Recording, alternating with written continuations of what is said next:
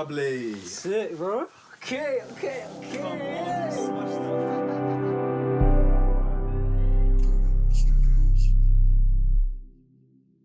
Alright, bro. What's up? What are you saying? I'm good, man. Pleasure to be here. So, for everyone watching, welcome to the first of many Kabin Studios podcast. Today we're interviewing the lovely Benjamin. What's up? We're going to do these kind of podcasts with quite a few people, and it's just going to be like a chill, laid-back conversation, nothing too crazy. Yeah, just explaining to people watching, Ben, who are you? What are you? Okay. Who am I? What am I? And give us a little backstory of yourself. Alright, so my name is Benjamin Nicholson. I'm a designer from South London. I started designing, I'd say, in 2019. I basically run a custom clothing brand called Bad Handriting. We're based out of South London. We make clothes that are trying to sort of do something new in streetwear and start a bit of a movement, a bit of a community.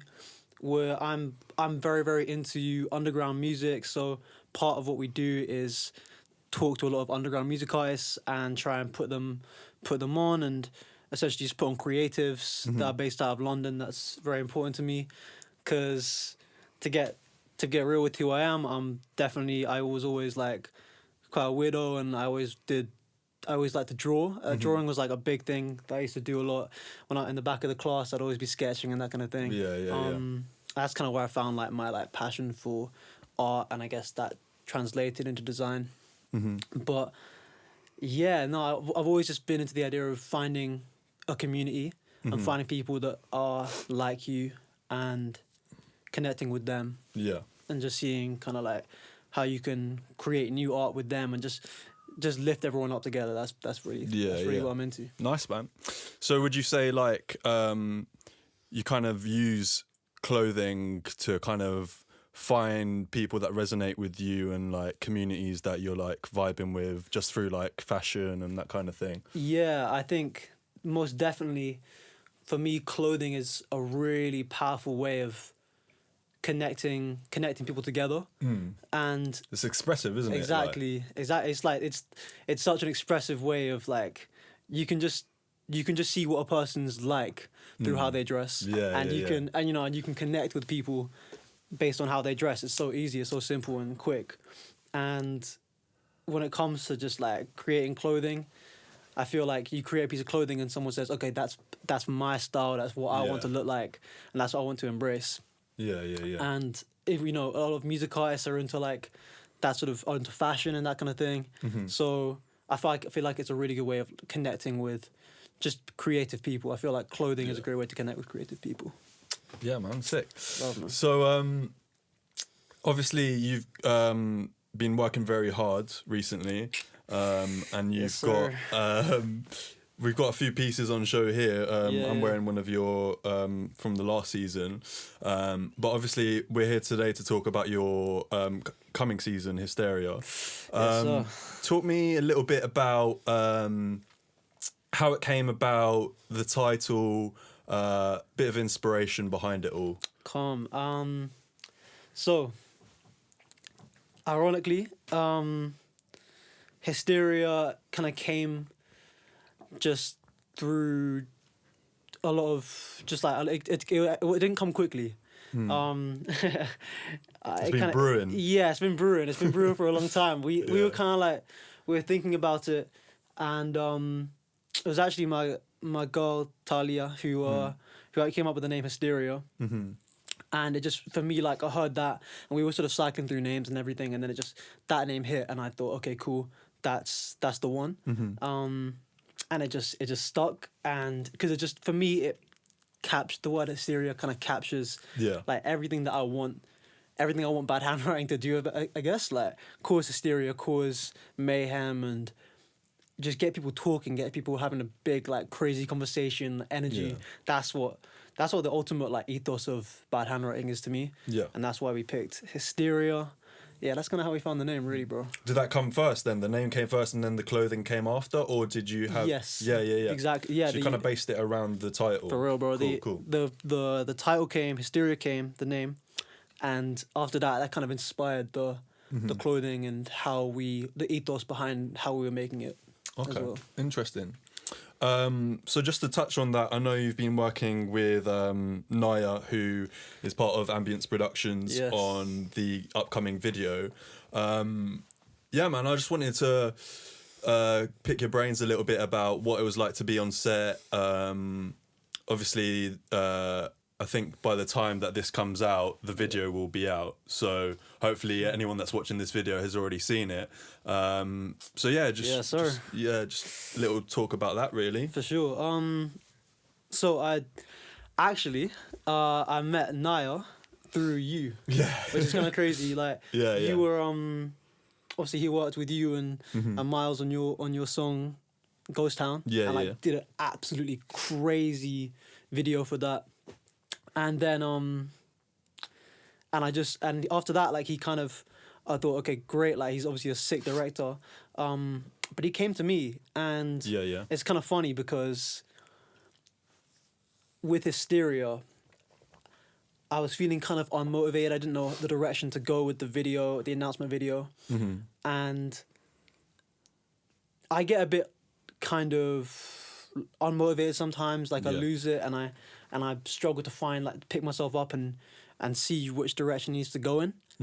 And then it took Naya hitting me up and saying, yo, I want to shoot a video for Bad Handwriting. I want me and my team at Ambience Productions to just create a video for Bad Handwriting. And after he said that, I felt, at first I was like, do I like, being honest, I was like, do I want to just create it myself and just have my own thing with it? But it really, basically I just thought to myself, actually no, like, I want to do this properly with a proper director and just like create something which is going to be really new and like unique and high quality and high production value. And that's why eventually I said to Naya, like, yeah, let's go.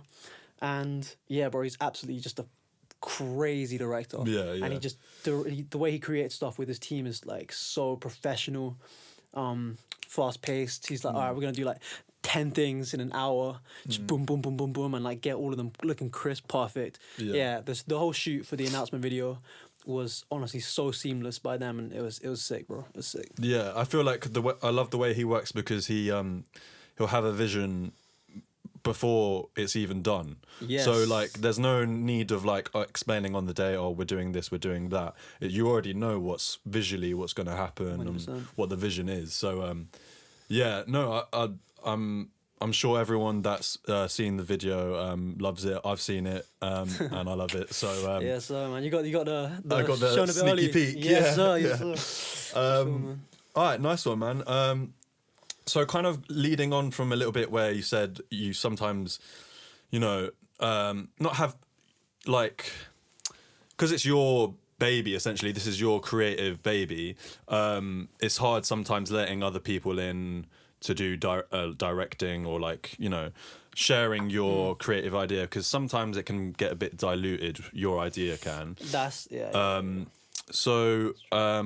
And also you said that kind of motivated you to like be like, right, let's actually do this. What would you say is the thing that motivates you the most to create? What is that one thing, like, is it, I'll let you answer, but what is it for you? What kind of makes you tick? That's a great question. That's such a good question, man. For me, the thing which makes me create, I think, is honestly, it's just, I think a lot of people that are creative as well will kind of agree. It's like a form of literally just like escapism from the everyday life. Yeah. And just to create something new into the world, which is beautiful to you, is such a therapeutic thing. Yeah. Because the world is often so negative. Yeah. And there's something just really therapeutic and powerful about creating something that is yours and came from your mind, you know, and other people around you find it beautiful and like interesting. That's why I think that's why I create, bro. I probably the same. It's the same with you, G, I'm sure. It's like you create to show the world what's in your mind and show them something good, something beautiful as well. I'd say that's why. No, that's well answered. I think as well it's about having an idea and seeing it through, so you can be like, right, this has come from my brain, and now there's a physical thing or a visual thing or a whatever that's gone from like a dumb thought one night, like just like the way that those ideas just spark out of nothing and then you've got something. Bro, I think that's quite beautiful. I 100% agree with that. That's facts. So yeah, I think in terms of creating new things in the future, I just wanted to kind of pick your brains about like what's obviously we've got the new season coming out. But what's next for Bad Handwriting in terms of you know, creative content and expanding and stuff like that? So what's next is I've been working on a YouTube channel, and essentially what's really like the new way for Bad Handwriting is just events and pop-ups and expanding it into as many different places as possible. Shows. I'm planning with my friend Lovechild. I've been planning a live show with like different artists performing in the coming months. Obviously early stages development now, but with the idea of like having people perform, bringing in the fans of those music artists and introducing them to Bad Handwriting, that kind of thing. Just we really want to be unignorable. In the create. Thank you, bro. Just getting everyone's face, like bro. That's literally it. You want to get as many people's faces as possible, and like so that it's just absolutely unignorable, and you can just like, let's say everyone's like, whether they love it or they hate it, they hate it so much. Whether they love it or they hate it, they will know about it. And that's really my goal with it, man. Yeah, that's it. It doesn't matter if they love it or hate it. You're just trying to, you know, get your message out of there and get your brand out there, and that's it. Like no, that's it. 100%, bro. That's the way. Hopefully it works out, because this year, like, you know, people like you are inspiring me so much. Oh, I appreciate that, man. With Thank you. All this and everything, like, to just expand and elevate and just like materialize, like I'm gonna say physicalize, but that's not really a word, but like just cool. We're making up shit. It's fine. Exactly. It's fine. Just make everything real. Like make everything like as much physical stuff manifesting it as possible. I would not have seen all this, you know, Kabin Studios coming. But you went and did it, and it's just it's so sick to see, and that's one of the things that's inspiring me for sure. Oh, I appreciate that, man. I've got to return the compliment, like in tennis, but because you're doing absolute bits right now, and I think your sort of creative energy with what you've been coming up with is just constantly innovating, constantly trying to do something different, not being stagnant, and I think that's really important because, you know, if you're looking to develop yourself as a brand, you need to keep it with the times and 100%. Keep it going.